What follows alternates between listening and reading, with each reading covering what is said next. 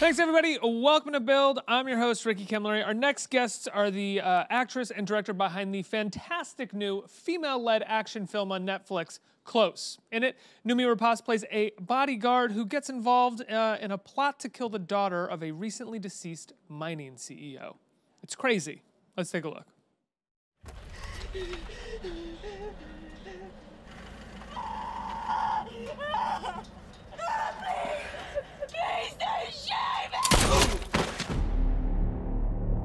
The terms of your father's will are explicit, that you take an active role in the company. The shares, how much are they worth? We need to assign you a new close protection officer. Am I supposed to know who you are? Sam, nice to meet you. You should know there's been a recent increase in kidnap and ransom. You're great company. I've decided to proceed. Report only to me, understood?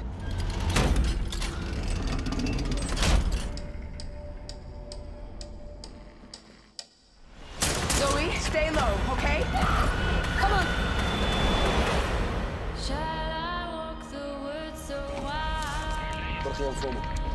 Where are you taking us?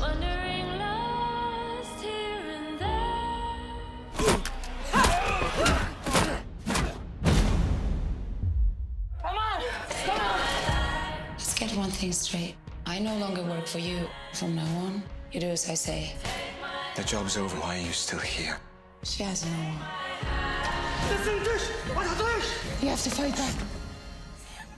Fight back.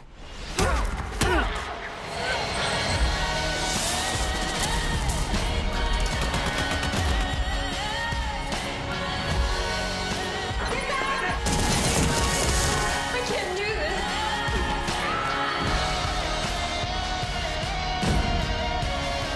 Friends should trust each other. Promise me. I promise. Thanks so much, everybody. Welcome, Noomi Rapace and Vicky Jewson of Close. Thanks so much for being here. Congratulations on this project, on this movie. Congratulations on killing yourself for a movie. I mean, it's incredibly well made. It's a phenomenal action film, but one of the things you walk away from is just going, God, she can do anything. Like, so much of the film is you kicking the shit out of people, diving into tanks of water, getting blown up. Do you look for projects that test your physical capabilities? I think I'm looking for projects that challenge me and that requires that I have to dig into something where I'm not really comfortable to be. I like to challenge myself. What were you not comfortable with this? Well, I'm scared of water. We just talk about it. But I mean, that whole world to live to protect someone else and to be able to find in myself that I'm ready to die for someone else. In a world, the world we're living in is very ego, If people are so obsessed with themselves and, look at me, like me, and this whole, Very individualistic. Yeah, so to start to get to know those very brave and amazing people that are bodyguards, it was a universe and a whole different dimension that I was not aware of. And it was pretty amazing to be able to step into that and to become a part of that. Yeah. We very much saw eye to eye from when we first met about the world that we wanted to create. We wanted it to be authentic and character driven. So when she's really killing herself, she's really doing it. We wanted that reality behind a fight, which I don't think you see often in action with women. That, if you get punched, it bleeds, it looks ugly, you fail, but you persevere. And then that in itself is a very engaging, empowering thing to see on screen, I think. You've always been someone who does her own stunts, right? Yeah. How do you get that done? How do you make sure directors are okay with that your team is okay with that? Because oftentimes people are like, absolutely not. The insurance company says no. I mean, a lot of times my team doesn't know what I do on set, and they learn about it later, and they get quite mad. I broke my nose on a film. a toe. I have scars. I mean, basically everywhere. You have to tell Noomi when to stop. Yeah. I mean, you really do. But I'm very like, I mean, if I decide to do something, I'll do anything and everything I can to do it as good as possible. And I want everything to feel real. And my goal in life and when I'm working is to be as honest as I can. And if I can do a fight scene, then I feel like it's real and the character could have done it as well, instead of having an amazing stunt woman that comes in and does something that is just spectacular and fantastic, but I would never be able to do it. So I think that's something we have in common, that we want it to feel authentic and raw. And are you a thrill seeker in real life as well, off camera? Yes. Really? Yeah. Like skydiving or bungee jumping? No, I know more emotionally. So in real life, it's just emotional manipulation in games. Yeah. On film, it's fighting and action. I Okay, take out that side over there. I think for most actors, it's the other way around, right? Yeah. So this is a story about bodyguards. It's also about capitalism and about a mining company and the proliferation of minerals and exploitation of that. Where did the story come from for you? How did this come about? Well, I was looking for a woman in the real world who had an extraordinary job, and that's when I met Jacquie Davis, who's the female bodyguard who inspired the film. And she gave me an insight into her world, and it was much more than looking after VIP clients. It was child rescue, it was hostage stuff, it was counter-terrorism stuff. And I asked her what would be one of the main reasons why a young person is taken. And she said corporate ransom is probably 90% of the call-outs that they get. And I found that fascinating because it all happens underground. We never read about it in the press, we never hear about it, but all these deals, these shady deals, are continually going on in that world. And just the word itself, corporate, immediately makes you feel like no black market things are happening there. Like they're manipulating the markets most likely and up to sort of white collar crimes, but you don't imagine any kind of actual crimes like kidnapping going on with corporations. No, it feels unreal, doesn't it? It feels like a movie, but... You would be shocked if you heard the stories that Jacquie, that my character is based on, her life story and what she's seen and what she's done and the people she protected. And I mean, it's just, I couldn't believe it first. It's like 5 films in there. So you're kind of peeking into a quite dark world. Did you spend a lot of time with her? Yeah. I had, I think from the first meeting we had and until we started shooting was like a year. Yeah. So I was like meeting her over a time, spread over like 9 months or 8 months. And slowly, she's a quite reserved person and it takes a while to get under the surface. But she was also on set, you know, so she was very close to me and kind of guiding me and helping me. If I was off track, if she didn't believe anything, she came to us and she's like, no, that would never happen. We wouldn't do it that way. And then we corrected it and adjusted it. So she was very much a part of this. And it was very important for us that she and her colleagues can watch this film and say, yes, that's how it is. Yeah, she really wanted to make sure that we got it right on screen, that her colleagues would see it and say, yes, that's authentic and that's correct. And saying like, don't do the Hollywood version. Yeah, exactly. What would the Hollywood version be?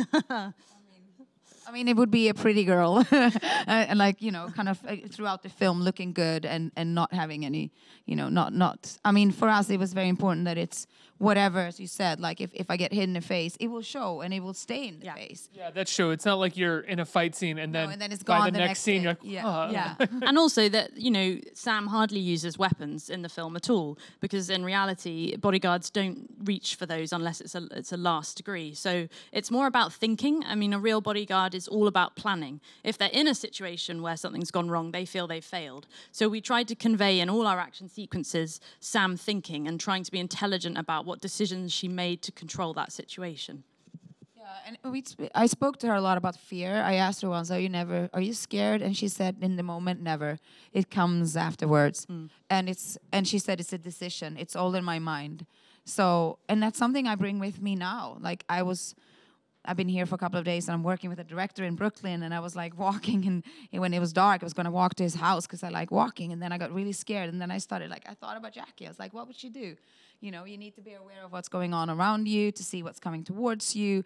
I mean, if someone would attack me, what would I do? And it's like this kind of rational thinking to just like force your fears away and then become a rational thinking human that just like have strategies and ways out, sort of. You know, one of the things I feel like if this film were made 10 years ago, it would be a completely different movie. I mean, for obvious reasons, but also for the reasons of how a woman is depicted as the lead and as an action star. You would be dressed differently. You wouldn't have the scars on your face throughout the movie. What is it like to sort of be in a moment in time where you can depict a woman realistically? Well, I mean, I wouldn't have made the film if I couldn't have shown it in that way. So I'm particularly passionate about seeing women in action as it would be in real life, as opposed to with the high heels on or having to use sex as a way to draw the audience in. And when we were packaging the movie... Oh, yeah, there would have been some terrible scene where she had to seduce someone to get them, and then beat them up after seducing. Exactly. The sex scene. Exactly. Yeah, we really wanted that whole, the male-female vibe was not the key in this movie. It was the sisterhood between Sam and Zoe. Yeah. So for me, I don't suppose I would have ever made that movie, because for me, this was how I always saw it. What about for you as an actress, though, to know that in making something like this, you are in the hands of someone who's going to do it justice and also not succumb to the male gaze, which is usually how action movies have been since really the beginning. From the first meeting we had, that was something I think both of us recognized with the other one straight away. Like, we're like-minded. We have a similar take on the world and on the industry and on what we want to do. So I think we started like a partnership right there straight away. It totally felt like that. It was sort of like love at first sight. And we really were, it was a tough shoot. It was a very relentless, hot, sweaty desert shoot. And I didn't have a double. I did everything. So normally you would have like a stunt woman or a double that does some things, running just up a hill or whatever, but I did everything. So, I mean... It wasn't even like a stunt woman there, like, waiting to do stuff? That was like, can I please get in there? So, in the end of this shoot, we were quite... I felt like I was just... Do you remember that? I had like fever. I was like kind of broken. You were slightly broken. The way we got through it was as a team. Yeah. I think we really trusted each each other. I was delirious. Like, I couldn't really focus, and I just this. But you don't have an option. There's like you just gotta keep going. And I felt like I some days, Noomi, where Noomi started and where Sam started and ended, like I wasn't really sure. I came back to my hotel in Morocco, and I was just...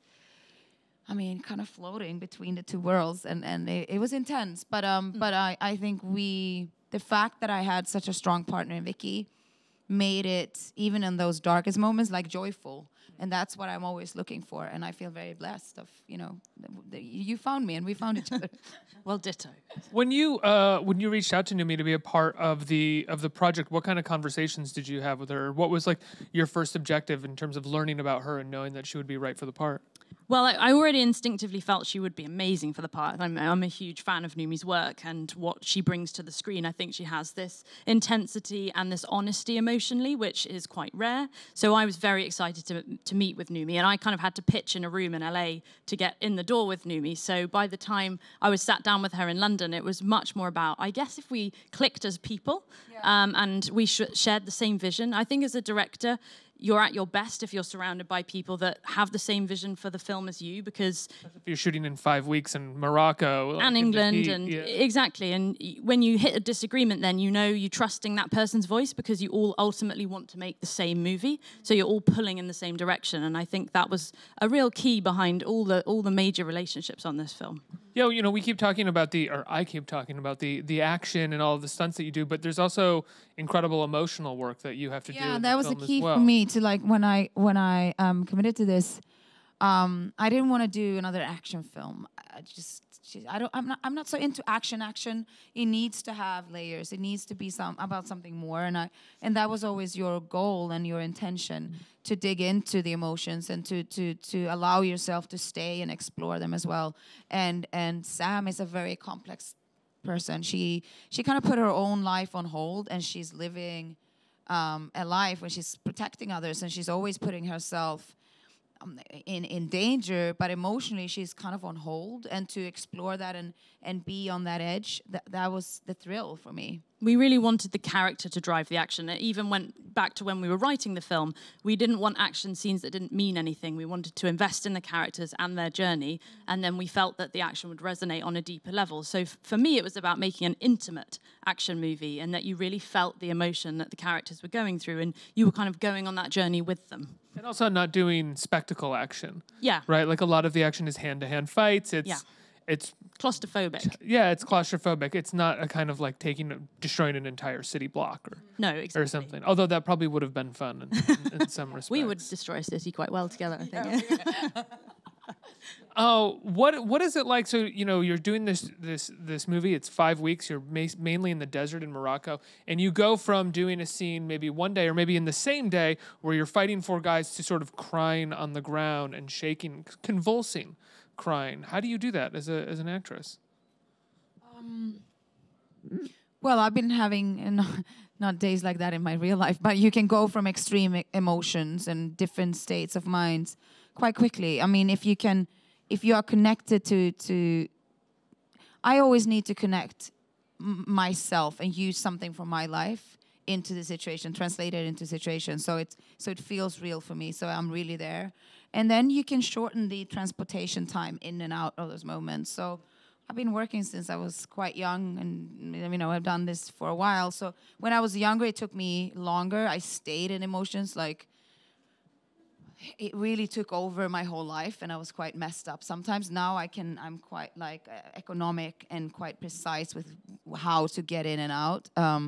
But it warns you out. I came back to London and I was like, I don't think I saw anyone or spoke to anyone for a week. I was just in a bubble of like, I need to just find myself again, because you're using.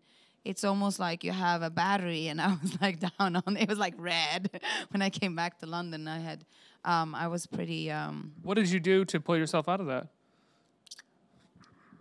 Box of macaroni and cheese and Netflix. I cuddle up next to my son and I watch films, and I fall asleep mostly after 10 minutes in the film. And he's like, "Mom, you sleepy?" I was like, "No, I'm not."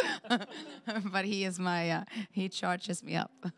There is something oddly radical about watching an action film with 2 women who are basically taking up the frame, 90% of the film. It's really in the quick cutaway that like a man is in it, and I found like halfway through that there's just something new about that, and it shouldn't be radical, but you're watching it and you're going like, this is so cool. There's just like Thank you for 2 women having that. a story, like, because it's normally always like some kind of sexual game going on, or will they or won't they, between a male bodyguard a female bodyguard. And that was very liberating for me. That it's just 2 people, and they happens to be women. It's not this like we girls that went against the world, because that's also sexist in a way. And this is just that there happens to be 2 women, and they're surviving and doing the best they can to survive. And it's yeah, you're right. There isn't that element of like we're taking on the world and we're making a statement with this. They just happen to be these 2 women in this scenario who are outsmarting everybody and who are kicking the shit out of everybody as well. And challenging each other. I think that was what was key, is that they both unlock something in each other. So it's a really positive female relationship and friendship. Yeah. But not from the start. I mean, that's something that was really interesting when I started interviewing and talking to Jacquie. She said, never get attached to your principal, to the person you're protecting. Never. You need to stay. Emotionally, you have to be professional. You can never let it affect you. You can never be involved on a personal level. So no friendship, no sexual, like nothing. So weird, because you also have to be willing to die for them. Yeah. That's purely a professional thing. They see that as the ultimate professional sacrifice. So the moment Sam stays in Morocco with her principal and when she's actually out of contract, she's crossing the line, and she's not professional anymore. And for her, that is the danger, because she's been like, kind of always been working after the idea that if you become professional, if you become emotional, you won't be able to be professional. You won't protect as well, because then you will care about the person, and then you can't think rationally. So, that was the point where Jacquie was also like questioning us. She was like, that wouldn't happen. We kind of had to break bodyguard protocol to make the movie we wanted to make. Yeah, that's the moment where you have to look at the consultant and go, I'm sorry, it is a movie. We have to tell a dramatic story here as well. Yeah. And what you do, congratulations. It's such a wonderful film. Another great performance by you. It's on Netflix this Friday, right? People can check it out. It's called Close. Please give a big round of applause for Noomi and Vicky. Let's hear it. Thank you. Thank you.